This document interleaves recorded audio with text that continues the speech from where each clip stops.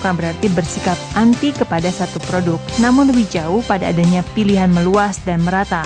Salah satu pilar pembangunan Indonesia ke depan adalah industri kreatif, dan hal ini tidak terlepas dari kemampuan untuk mendayagunakan ilmu pengetahuan dan teknologi itu sendiri secara maksimal yang berkaitan dengan industri kreatif. Meskipun di tahun 2004 Indonesia pernah masuk dalam Priority Watch List sebagai 3 negara terbesar pembajak peranti lunak. Dalam deklarasi bersama Indonesia Go Open Source atau IGOS, salah satu butir deklarasi adalah di mana pemerintah mendukung sepenuhnya terhadap pengembangan dan pemanfaatan open source software yang merupakan langkah strategis dalam mempercepat penguasaan teknologi informasi di Indonesia.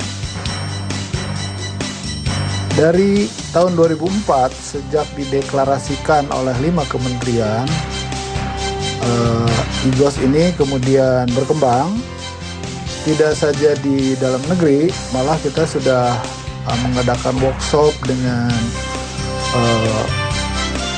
pemain open source yang ada di negara-negara Asia.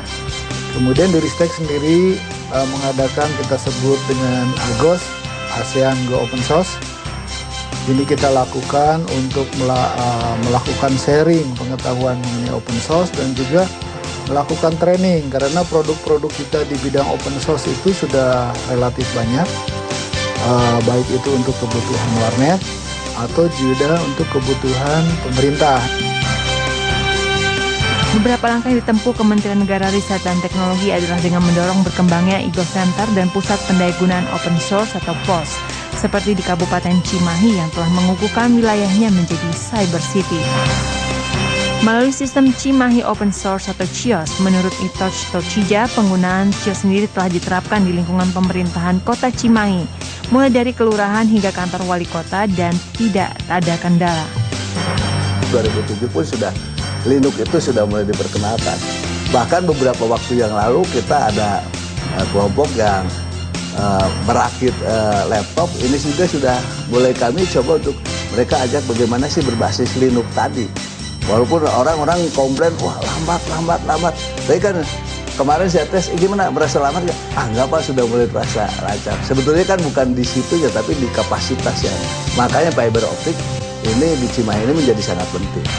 Fiber optik ini nanti bukan hanya menunjang masalah software ini, tapi menunjang juga kepada gap digital dan juga gap voice. Sehingga nanti dengan fiber optik ini kan semuanya kapasitasnya akan lebih besar. Sebagai program telematika, peran pemangku kepentingan sangat penting, dan pemerintah Kota Cimahi terus mengembangkan dalam menggunakan open source. Hasil remastering dari Ubuntu yang dikembangkan menjadi CIOS 1.1 Protandos yang kini telah banyak dipergunakan di kantor pemerintahan maupun swasta di Cimahi. Tahun 2010 kami melakukan survei di pemerintah Kota Cimahi. Dari survei itu ditemukan bahwa kurang lebih 90% PC atau laptop masih menggunakan software yang ilegal. Lalu kami melakukan migrasi. Alhamdulillah target 50% kita berhasil kurang lebih ya 25% atau lebih, 75 PC.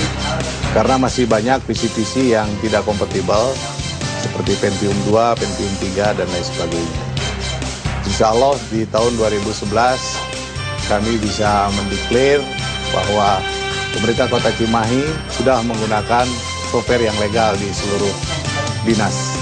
Pemerintah Kota Cimahi terus mengembangkan sarana dan prasarananya hingga memadai menjadi kota cyber, dan melalui 3 bidang utama yang dikembangkan meliputi teknologi informasi dan komunikasi, animasi, serta film yang dapat diakses masyarakat.